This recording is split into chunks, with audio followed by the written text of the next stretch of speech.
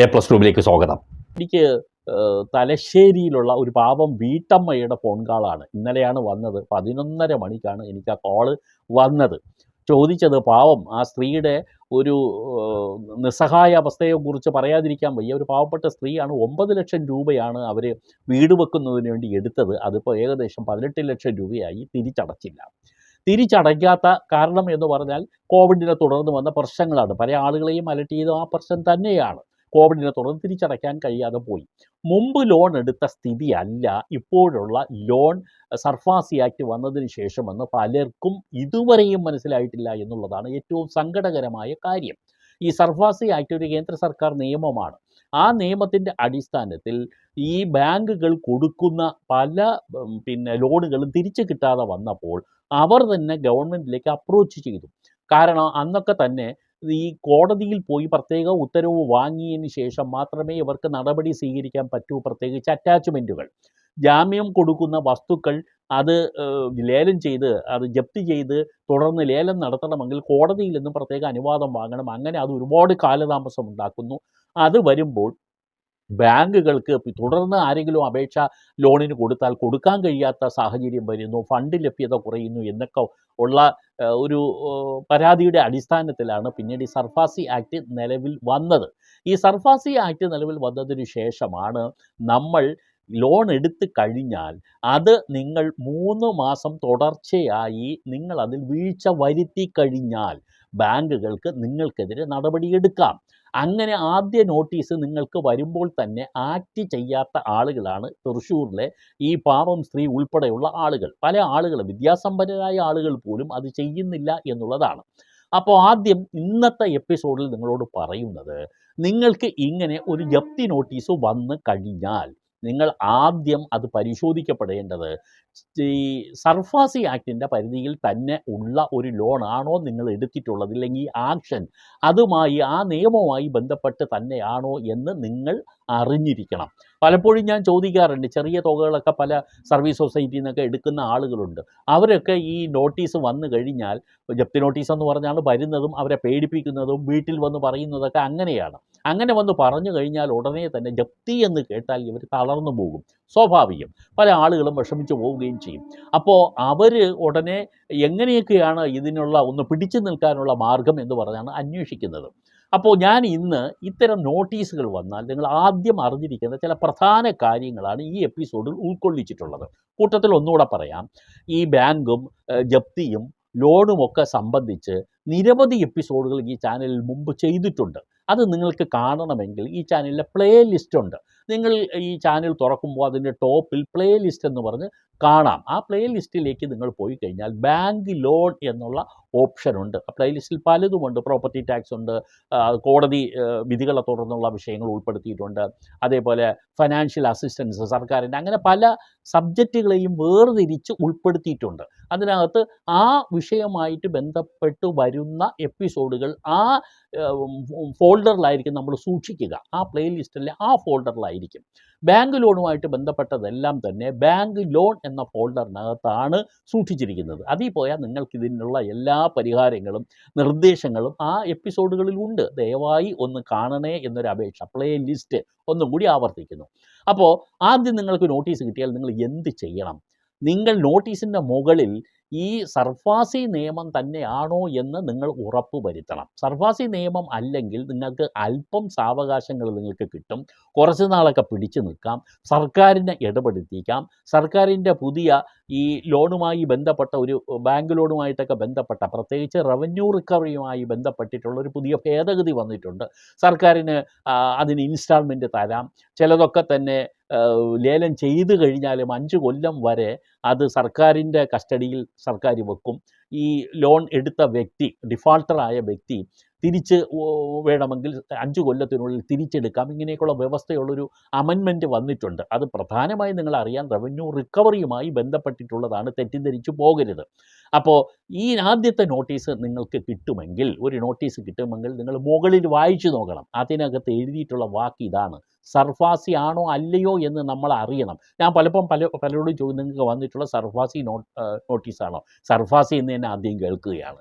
അതിൻ്റെ നോട്ടീസ് പോലും തുറന്ന് നോക്കാറില്ല. ആദ്യം നിങ്ങൾ മുകളിൽ നോക്കാറുള്ളത് സർഫാസി എന്നല്ല അടിച്ചു വരിക, മറിച്ച് അതിൻ്റെ ഫുൾ ഫോമാണ് securitisation and reconstruction of financial assets and enforcement of securities interest act 2002 എന്നാണ് സർഫാസി ആക്ടിൻ്റെ ഒരു എലാബറേറ്റ് ആയിട്ട് കാണിക്കുന്നത്. നോട്ടീസിന് മുകളിൽ ഇത് അടിച്ചിരിക്കും, അത് മലയാളത്തിൽ തന്നെ അടിച്ചിരിക്കും. നിങ്ങൾക്ക് വരുന്ന നോട്ടീസ് മലയാളത്തിലാണെങ്കിൽ, ഇംഗ്ലീഷിലാണെങ്കിൽ ഇത് നോക്കിയാൽ മതി. ഒന്നും കൂടി ഞാൻ പറയാം. Securitisation and reconstruction of financial assets and enforcement of securities interest act 2002 ഇതാണ് സർഫാസി നിയമത്തിൻ്റെ പരിധിയിൽ വരുന്നത് പ്രകാരം നിങ്ങൾക്ക് അയക്കുന്ന notice.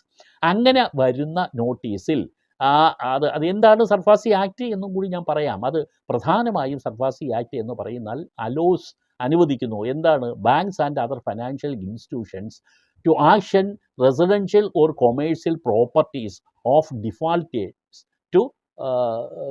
To recover the loans. ഈ എടുത്ത ലോൺ തിരിച്ചു പിടിക്കുന്നതിന് വേണ്ടി നിങ്ങൾ സമർപ്പിച്ചിരിക്കുന്ന പ്രോപ്പർട്ടികൾ ആക്ഷൻ ചെയ്യാൻ, ലേലം ചെയ്ത് നൽകാൻ, പിടിച്ചെടുത്ത് ജപ്തി ചെയ്ത് ലേലം ചെയ്ത് കൊടുക്കാനുള്ള അധികാരം നൽകുന്ന വ്യവസ്ഥയാണ് സർഫാസി ആക്ടിൽ ഉൾപ്പെടുത്തിയിരിക്കുന്നത്. അപ്പോൾ ഇത് സർഫാസി ആക്ട് ബാധകമല്ലാത്തത് ഞാൻ നേരത്തെ പറഞ്ഞു. ചില സർവീസ് സഹകരണ ബാങ്കുകളൊക്കെ ഉണ്ട്, ചെറിയ ചെറിയ ബാങ്കുകൾ. ആ പരിധി അല്ലാതെയുള്ള പല ബാങ്കുകൾ സർഫാസിയുടെ കീഴിലാണ്, സഹകരണ ബാങ്കുകൾ ഉൾപ്പെടെ എന്നുള്ളത് മനസ്സിലാക്കിയിരിക്കണം. അപ്പോൾ നിങ്ങൾ ആദ്യം ഇത് ഒന്ന് കൺഫേം ചെയ്യണം, സർഫാസി ആക്ടിൻ്റെ പരിധിയിലുള്ളത് തന്നെയാണോ ഇപ്പോൾ വന്നിരിക്കുന്ന നടപടി. അപ്പോൾ അതിൽ സർഫാസിൻ്റെ പരിധിയിൽ വരാത്ത ഏതൊക്കെ ഈ സർഫാസി ആക്ട് ബാധകമാണെങ്കിലും സർഫാസി ആക്ട് ആക്ഷൻ വരാത്ത ചില കാര്യങ്ങളുണ്ട്. ഒന്ന്, 1,00,000 രൂപയിൽ കുറഞ്ഞ ഏതെങ്കിലും ലോൺ ആണെങ്കിൽ സർഫാസി ആക്ട് പ്രയോഗിക്കില്ല. കൃഷിഭൂമിയാണെങ്കിൽ സർഫാസി ആക്ട് പ്രയോഗിക്കില്ല. അതുപോലെ നിങ്ങൾ എടുത്ത ലോൺ 80% അടച്ചു തീർത്തതാണെങ്കിൽ സർഫാസി ആക്ട് പ്രയോഗിക്കില്ല. ഇങ്ങനെ ചില കണ്ടീഷൻ സർഫാസി ആക്ടിനകത്തുണ്ട്. ഇന്ന് ഞാൻ പ്രധാനമായിട്ടും ഫോക്കസ് ചെയ്യുന്നത് ഈ നോട്ടീസിനെ കുറിച്ചാണ്. ആദ്യം സർഫാസി ആക്ട് പ്രകാരം നിങ്ങൾക്ക് വരുന്ന നോട്ടീസാണെങ്കിൽ 13(2) എന്ന് പറയുന്ന നോട്ടീസാണ് വരുന്നത്. അത് നിങ്ങളോട് ആദ്യം തരുന്ന മുന്നറിയിപ്പ് നോട്ടീസാണത്. നിങ്ങളുടെ വീട് ജപ്തിയിലേക്ക് പോകാൻ പോകുന്നു, എന്ത് ചെയ്താൽ, നിങ്ങൾ ഇനിയും തുക അടയ്ക്കാതിരുന്നാൽ നിങ്ങൾക്കുള്ള തുക, ഡിഫാൾട്ടിംഗ് എമൗണ്ട് എന്ന് പറയുന്നത് നിങ്ങൾ 60 ദിവസത്തിനുള്ളിൽ, ഈ നോട്ടീസ് കൈപ്പറ്റി 60 ദിവസത്തിനുള്ളിൽ നിങ്ങൾ തിരിച്ചടയ്ക്കണം എന്നുള്ളതാണ് ഈ നോട്ടീസ് 13(2). അപ്പോൾ ആദ്യം നിങ്ങൾ ആ നോട്ടീസിൻ്റെ തലക്കെട്ട് നോക്കുക. രണ്ടാമത് ഈ 13(2) നോട്ടീസാണോ ആ സെക്ഷൻ എഴുതിയിരിക്കും, അണ്ടർ സെക്ഷൻ 13(2) എന്ന് പറഞ്ഞ് എഴുതിയിരിക്കും. 13 ബ്രാക്കറ്റിനകത്ത് 2 ഇട്ട് നോട്ടീസ് വരും. ഈ നോട്ടീസിനകത്ത് വരുമ്പോൾ പ്രധാനമായും നമ്മുടെ ആളുകൾ ശ്രദ്ധിക്കാതെ പോകുന്നൊരു കാര്യമുണ്ട്. ഇത് കിട്ടിക്കഴിഞ്ഞാൽ അതിനെ ചുരുട്ടിക്കൂട്ടി വല്ലയിടത്തോ വലിച്ചെറിയും. തൃശ്ശൂരിലുള്ള ഒരു വീട്ടമ്മ വിളിക്കാറുണ്ട്. അവർക്ക് മുൻകാലത്ത് വന്ന അവരുടെ അമ്മയുടെ പേരിലുള്ള ഒരു ലോണാണ്. ആ ഹിസ്റ്ററി ഞാൻ പിന്നീട് പറയാം. ലോൺ ആ ഒരു സ്കീമിൻ്റെ പേരിൽ അവർ വെച്ചതാണ്. മിലിറ്ററിയിൽ നിന്ന് പ്രപ്പോസ് ചെയ്തൊരു സ്കീമിൻ്റെ ഭാഗമായിട്ട് വന്നതാണ് ആ വീട്. 75ഓളം സെൻറ്റുണ്ട്. അതിൻ്റെ നടുവിലിരിക്കുന്ന ഒരു ചെറിയ വീടാണ്. ആ വീടാണ് ജപ്തി വന്നിരിക്കുന്നത്. പക്ഷേ എന്നെ വിളിക്കുമ്പോൾ ഞാൻ ചോദിക്കുന്നു, മുൻ നോട്ടീസ് എവിടെ? ഒരു നോട്ടീസും സൂക്ഷിച്ചിട്ടില്ല, വന്ന നോട്ടീസ് തുറന്നു നോക്കിയിട്ടില്ല, എവിടെയും വലിച്ചെറിഞ്ഞ് ഇട്ടിരിക്കുകയാണ്. അപ്പോൾ ഈ നോട്ടീസൊന്നും ശ്രദ്ധിക്കാതെ പോകരുതേ, അതും കൂടി ഞാൻ ഇതിൻ്റെ കൂട്ടത്തിൽ ചേർത്ത് പറയുകയാണ്. നോട്ടീസൊക്കെ തുറന്ന് വായിക്കണം, നോട്ടീസ് കൈപ്പറ്റണം. നോട്ടീസ് കൈപ്പറ്റിയില്ല എന്ന് പറഞ്ഞ് നിങ്ങൾ രക്ഷപ്പെടാനൊന്നും പോകുന്നില്ല, നോട്ടീസ് വീട്ടിൽ പതിച്ചു നടത്തും. അതാണ് സംഭവിക്കുന്നത്. അപ്പോൾ നോട്ടീസ് കൈപ്പറ്റി കിട്ടിയാൽ ആദ്യം നമ്മൾ സർഫാസി ആണോ എന്ന് നമ്മൾ പരിശോധിക്കുക. 13(2) എന്ന് പറയുന്ന നോട്ടീസാണോ എന്നും നിങ്ങൾ ആദ്യം നോക്കുക. ഈ സർഫാസി ആക്റ്റുമായിട്ട് ബന്ധപ്പെട്ട 2 നോട്ടീസാണ് പ്രധാനം. ഒന്ന് 13(2) 13(2) ആൻഡ് 13(4) എന്ന് പറയുന്ന നോട്ടീസാണ്. 13(4) എന്ന് പറയുന്ന നോട്ടീസ് സിംബോളിക് പൊസഷൻ എടുത്തു എന്ന് കാണിക്കുന്നതാണ്.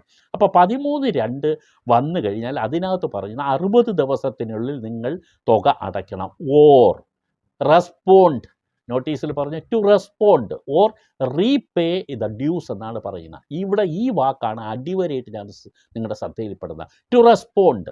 നിങ്ങൾ ഈ നോട്ടീസ് കിട്ടിയാൽ നിങ്ങൾക്ക് അടയ്ക്കാൻ കഴിയില്ല എങ്കിൽ നിങ്ങൾ അവിടെ പോയി തലചൊറിഞ്ഞ് മാനേജറെടുത്തൊക്കെ പറയുന്നത് കുഴപ്പമില്ല, പറയാം. പക്ഷെ അതല്ല വേണ്ടത്. രേഖാമൂലം നിങ്ങൾ എഴുതി കൊടുക്കണം. ഞാൻ ആവർത്തിച്ച് പറയുകയാണ്, നിങ്ങളെ വീട്ടിൽ എന്തെങ്കിലും സാമ്പത്തിക ബുദ്ധിമുട്ടുണ്ട്, കച്ചവടം തകർന്നു, എനിക്കിപ്പോൾ അടയ്ക്കാൻ കഴിയില്ല, എനിക്ക് സാവകാശം തരണം, എത്ര ദിവസം സാവകാശം തന്നാൽ കൊള്ളാം എന്നും നിങ്ങൾ ആ മറുപടിയിൽ എഴുതി കാണിക്കണം.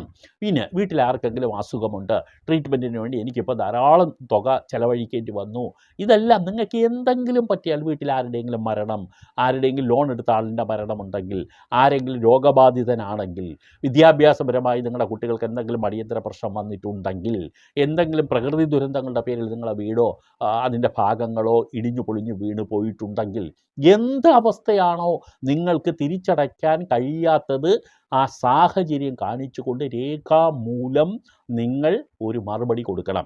താല്പര്യം ഉണ്ടെങ്കിൽ കമൻറ്റ് ബോക്സിൽ കാണിക്കുക. ഞാൻ കൃത്യമായും എങ്ങനെ നോട്ടീസ് എഴുതണമെന്ന് ഒരു വീഡിയോ കൂടി ഞാൻ പിന്നീട് ചെയ്യാം. താല്പര്യം കമൻറ്റിൽ വന്നാൽ ഞാൻ ചെയ്യും. കാരണം മുൻപ് ഞാനിത് ചെയ്തിട്ടുണ്ടെന്നാണ് ഞാൻ ഓർക്കുന്നത്. എന്തായാലും അത് കമൻറ്റ് ബോക്സിൽ ഇടുക. കൃത്യമായി നിങ്ങൾ എങ്ങനെ നോട്ടീസ് എഴുതണമെന്ന് ഞാൻ പറഞ്ഞു തരാം. പല ആളുകൾ എന്നെ സമീപിക്കുന്നുണ്ട്, അവർക്കൊക്കെ ഞാൻ ഓഫീസ് മുഖേന അത് ചെയ്തു കൊടുക്കുന്നുണ്ട്. പിന്നെ എന്തായാലും നിങ്ങൾക്ക് അത് കമൻറ്റ് ബോക്സിൽ നിങ്ങൾ എഴുതുക. അപ്പോൾ ഈ റെസ്പോണ്ട് എന്ന് പറഞ്ഞാൽ എന്താണ്? നിങ്ങൾ ആ നോട്ടീസിനോട് പ്രതികരിക്കണം. അല്ലാതെ നോട്ടീസ് കിട്ടി എവിടെയെങ്കിലും ദൂരെ വലിച്ചെറിഞ്ഞ് വന്നിട്ട് കളിച്ചു കിടക്കുകയല്ല. നോട്ടീസ് വായിച്ചു നോക്കി നിങ്ങൾ കൃത്യമായും കാര്യങ്ങൾ എഴുതണം.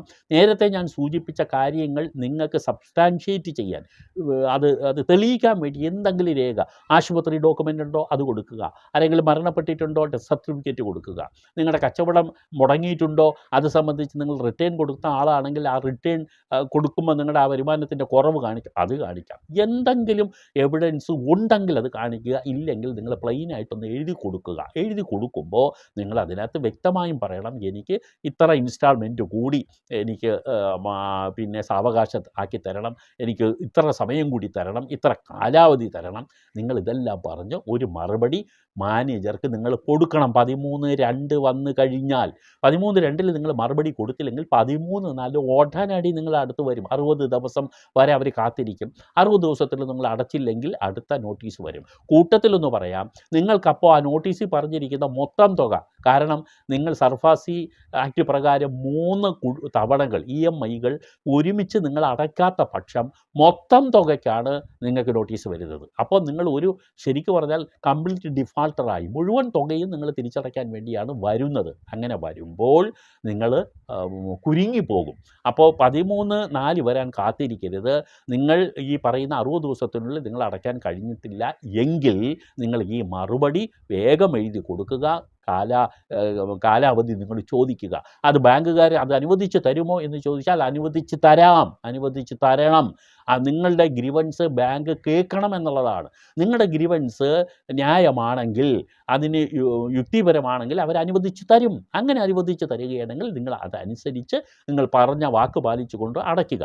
മറ്റൊന്നും കൂടി ഞാൻ പറയാം, നിങ്ങൾ ഈ തുക മുഴുവൻ അടയ്ക്കാൻ കഴിഞ്ഞില്ലെങ്കിൽ കയ്യിലിരിക്കുന്നത് നിങ്ങൾ അടയ്ക്കുക.